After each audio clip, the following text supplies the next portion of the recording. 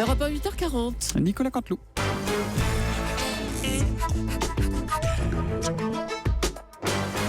C'est presque de l'info, c'est la revue de presque de Nicolas Canteloup. Et ils sont encore dans le studio. Fabien Amias et son invité, Gérard Larcher. Alors, Gérard Larcher, bien sûr, c'était le débat qui ne vous a pas échappé hier. On a vu un François Fillon plutôt discret dans la première partie, même s'il s'est réveillé un petit peu. Est-ce qu'il avait peur qu'on évoque les affaires ? Monsieur Damas, on a vu un François Fillon présidentiel. C'était le seul qui avait la stature. Il n'y a pas photo, comme dirait Monsieur Aliagas. C'était le seul candidat solide sur ses appuis, sur ses 4 pattes arrière. Oui, je suis veto à la base. C'est le seul qui porte un vrai costard, un vrai projet. Alors, on a une information ce matin qui est relayée, c'est Bruno Le Roux qui aurait embauché ses filles mineures, l'une lycéenne, l'autre étudiante, comme assistante parlementaire avec des contrats, des CDD renouvelés. Votre regard là-dessus ? Alors, écoutez, monsieur Damas, je ne connais rien à cette affaire, mais j'ai envie de dire merci Bruno, ça nous fait des vacances.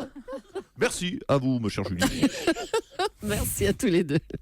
Et on va retrouver maintenant Stéphane Bern. C'est lui qui est avec nous ce matin. Bonjour Stéphane. Mes chers voisins, mais quel débat, que dis-je, quel marathon, mais dans quel état, ils vous ont mis les salopios. Non mais regardez-vous les uns les autres, regardez vos têtes. Oh non mais chers auditeurs, ce n'est plus une rédaction, on dirait la série Walking Dead. Oh oui, des vrais zombies. Non mais regardez, Natacha n'a même pas eu le temps de se coiffer. Non pardon, c'est comme d'habitude. Voilà. C'est peut-être même mieux que d'hab quelque part. Par contre Thomas, regardez-le, il est aussi froissé que sa chemise. Il a dormi 7 minutes, c'est pas chez mon Thomas, c'est 7 heures vrai. normalement. Alors, ce débat, Stéphane. Bon, écoutez, alors, vous voulez que je vous dise tout ? Bien sûr. Bah, écoutez, je vous le confesse tout de go, lors de ce débat, j'ai eu un coup de cœur. Et c'est vrai que ça m'a éclairé, j'ai enfin pu faire mon choix, ça y est, c'est bon. Alors, c'est qui votre coup de cœur ? Eh bien, écoutez, ça peut paraître étrange, mais ça fait 40 ans que je suis antiraciste, mais là, j'avoue que Marine Le Pen a su me convaincre. Je trouve qu'elle a trouvé les mots justes. Je vais voter Front National. Mais non, c'est pas vrai. Mais non, c'est pas vrai, grande sotte que tu es, oh non. Est-ce que vous avez déjà vu un supporter du PSG en plein match devenir supporter de l'OM ? Non, jamais. Hein, en plus, je suis luxembourgeois. Je n'ai même pas regardé. Mais rassurez-vous, ça m'empêche pas de vous en parler quand même. Eh ben, comme toujours. Allez, on vous écoute. Les titres de l'actu avec vous. Bilan du débat, il a commencé lundi, il a fini mardi matin, il a duré 3h30 selon les organisateurs, 7h30 selon la police. Bref, vous l'avez tous compris, c'était trop long. Et encore, c'était un débat à 5. Hein, j'attends avec impatience le débat des 11 candidats qui devrait durer 3 à 4 jours.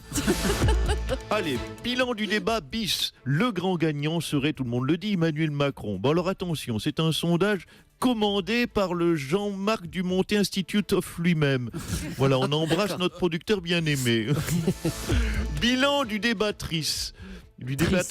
Triste, D'accord, comme vous voulez. bon, enfin, voilà. Comme je le disais précédemment avec la métaphore footballistique de grande qualité, c'est confirmé par Raphaël Enthoven. Macron a fait du Macron, Mélenchon a fait du Mélenchon, Marine Le Pen a fait du Marine Le Pen, Hamon a fait du Hamon, Fillon a fait du Fillon, et Hollande a fait du... il a fait des crêpes chez lui. Bah oui, c'était lundi, les théâtres étaient fermés. Et puis, nouvelle image, François Fillon a changé de slogan. C'est désormais, vous le savez, une volonté pour la France. Alors, pour tout vous dire, il a longtemps hésité. Il y avait d'autres slogans qui étaient en concurrence. Il y avait François Fillon, le costard tranquille. Ou le rapiècement, c'est maintenant. Oui, c'est ça. Ça sonne bien aussi. Et puis, soutien de dernière minute. C'est officiel, le socialiste Bruno Le Roux, donc soutient François Fillon. Ben oui, ils ont la même passion pour le regroupement familial de leurs assistants parlementaires. Non, ce qui fait vraiment peur dans cette histoire, c'est que dans le cas de Bruno Le Roux, ses filles avaient 15 ans seulement. 15 ans seulement. Donc vous imaginez, il a fait tout pire que Fillon. Alors imaginez le prix de ses costumes à Leroux, s'il fait tout pire que Fillon.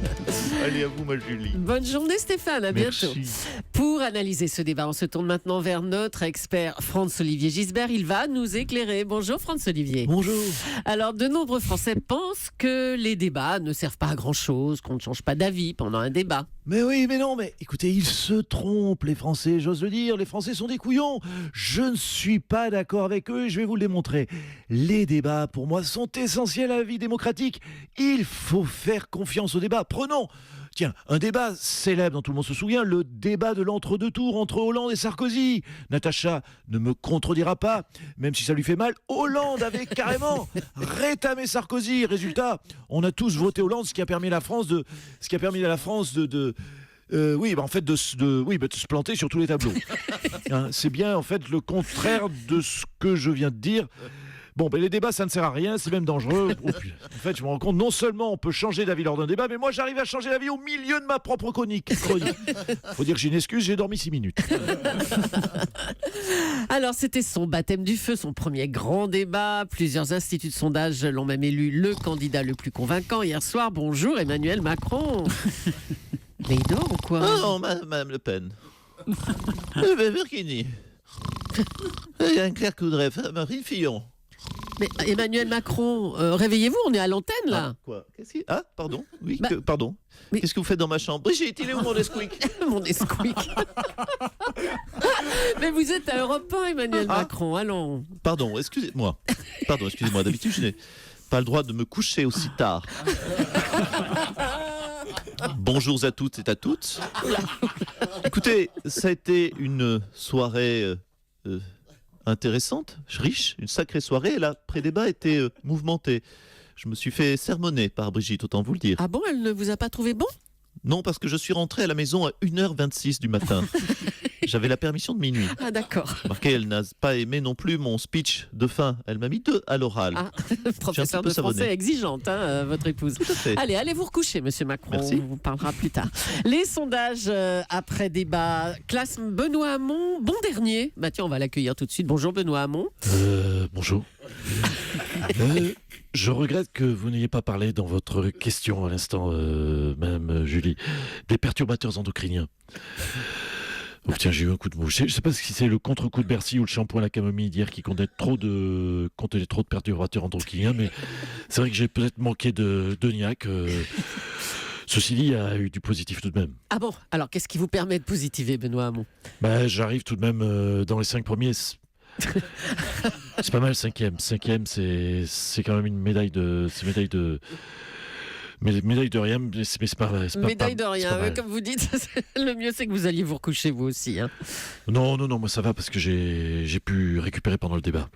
Ah, vous avez dormi pendant le débat, vous. Ah, bah, d'accord. Merci, Benoît Hamon. François Bayrou a, lui, évidemment, regardé le débat. Monsieur Bayrou, vous ne regrettez pas de soutenir Emmanuel Macron? Tout ça au stylo. Madame Julie, qu'est-ce que vous Non. voulez dire? Ma liquette est tachée. Votre liquette est tachée. Oui, Bon. pardon, je me suis endormi devant le débat avec ma tasse de café. Mais cela n'est pas le sujet Non. de votre question. Non. Madame Julie, après avoir vu ce que j'ai vu, après avoir vu ce débat, j'ai décidé de voter Hamon. Ah bon? Mais vous votez Hamon. Macron vous a déçu? Non, j'ai décidé de voter Hamon. J'ai décidé de voter à mon humble avis pour Marine Le Pen? Marie Tournelle habituelle, ni droite ni gauche, donc Emmanuel Macron. Et je retombe sur mes pattes. Et la plus solide, patte arrière.